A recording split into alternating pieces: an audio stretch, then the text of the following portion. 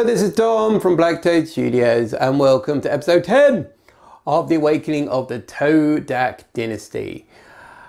If you're new to this series, the series will document the gradual growth of my Necron force from a standard battlefield army to a true apocalyptic legion. Each episode I will paint something new for the Necron Dynasty. We'll go over what's previously been painted in the previous episode. So if you remember from the last episode, I was finishing the final touches to my tournament list. See how that works out. And we will have a look today what those units are like and what it's like in the overall army. Now, we painted the destroyers, which is very exciting. We'll have a look in a moment what's coming up next for the Toadak Dynasty. As I said, it's not going to be for the tournament list, it's just going to be going into the Dynasty to help for future games. So, without further ado, let's have a look at the heavy destroyers. And here we are, my heavy destroyers. And it was an absolute pleasure to paint these models. There's a couple of bits I enjoyed more than other bits. So you can see I've gone with the same theme I have for the rest of my army here. Key points I enjoyed doing were the main guns here. I love doing the blue on these guys. It's got some cool little eye lenses. They're all kind of a little bit different on there. I don't know how much the camera's going to pick up here. But they are very nice models. Sorry, my throat's a bit, bit of hay fever going on. And yeah, very nice models. Bases, I've kind of stuck with the standard ones you get with them, added some more stones in there, stick with the desert theme. On the back we have the black carapace, because of course they are part of the destroyer cult.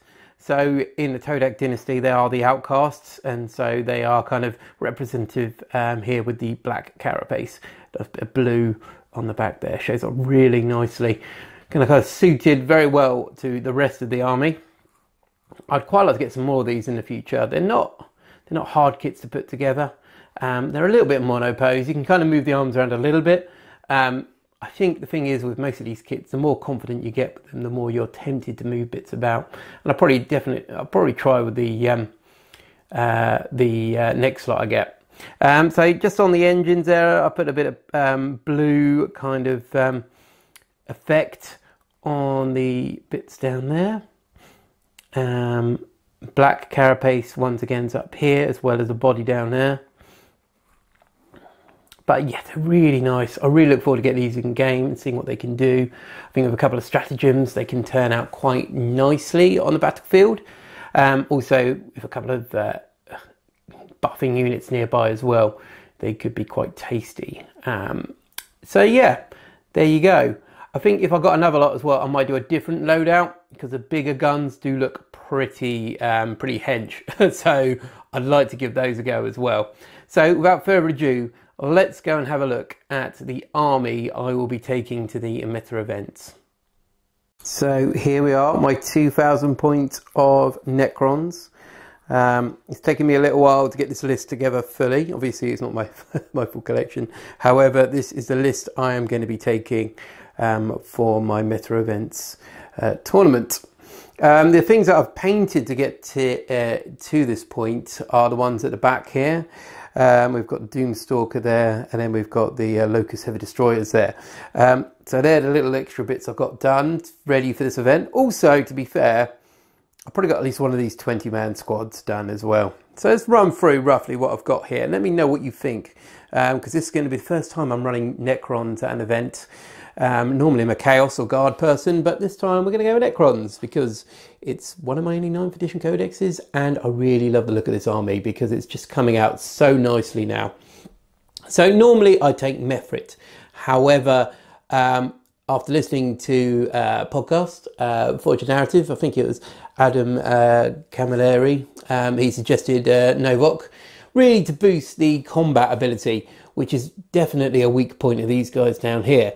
So by doing so, when they charge or are charged, you are getting an AP increase on their fists, essentially.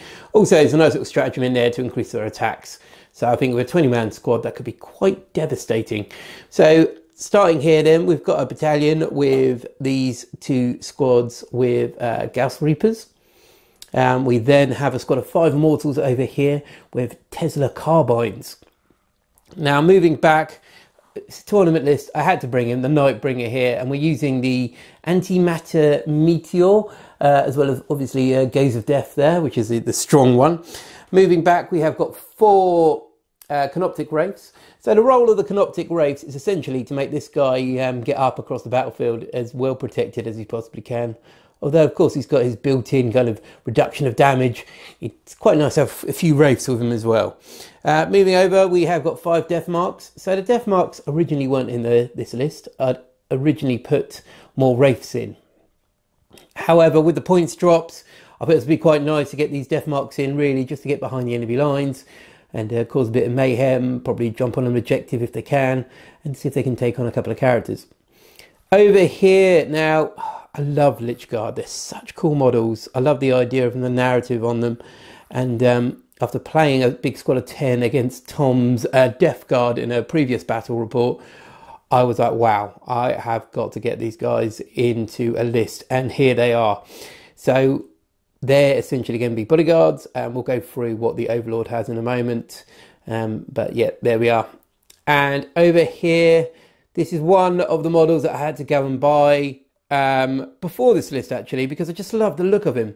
And yeah, as you've seen on a previous Awakening episode, that is the Doom Stalker there. So looking forward to getting him. And of course, here we are. What we've been painting on the previous couple of weeks are the Destroyers, and they are beautiful models, and I look forward to having them in a battle. Now moving right to the front, we'll go finish off the HQs down here. So we have got the Overlord. Here he is down here. He has got a Veil of Darkness as his relic, so he will be with these guys and at a strategic point probably jumping across the battlefield and hacking up some people. He's also the Implacable Conqueror, which is very useful, I think, to make sure really that we can get into charge there as well. He's just armed with a basic war scythe. Now moving over, we then got the Technomancer with the, if I can get this right, the Cryptomantic Adjuster and a Canoptic Cloak. So the Adjuster essentially will reduce the hit rolls for enemy units when targeting one of my squads. So I think that's quite a handy thing to have. And that is my 2,000 points. If you've run anything similar, or if you've got any suggestions, let me know. Like I said, Death Marks are probably the thing that I'm not that confident with. However, I think if I go against the right person, they could be quite handy taking on low wound characters. But that's my 2,000 points. It's taken me a little while to come up with it. I'm looking forward to testing it against Tom or a couple other people and see how it does. So let's get back to see what I'm going to be painting next time. So there you go. That's my tournament list.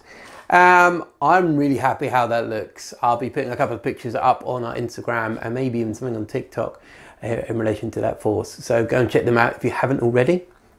Now, after painting those 3 Destroyers, I've finished that list now. As I said, that's done. But we need to add some more bits to the Toadak Dynasty. And this time we're going to be painting a couple of units. One is the Overlord from the box set. And the other one here is this guy here. Yeah, another Technomancer for the Toadak Dynasty. So I'm really looking forward to getting this guy done, especially because I've got one Technomancer with the Canoptic Cloak, and this guy is a brilliant little sculpt. You might think he looks a bit dull from the box, but I think he's pretty nice. So I'm going to go off and paint those. And remember, if you need any Necron supplies at all, make sure you check out Goblin Gaming. Got a link below, so we're an affiliate with Goblin Gaming. If you use that link, it then gives a little bit of money back to the channel to help us produce content. So thank you very much. And this is Dom from Black Toad Studios. I'll see you next time. Take care.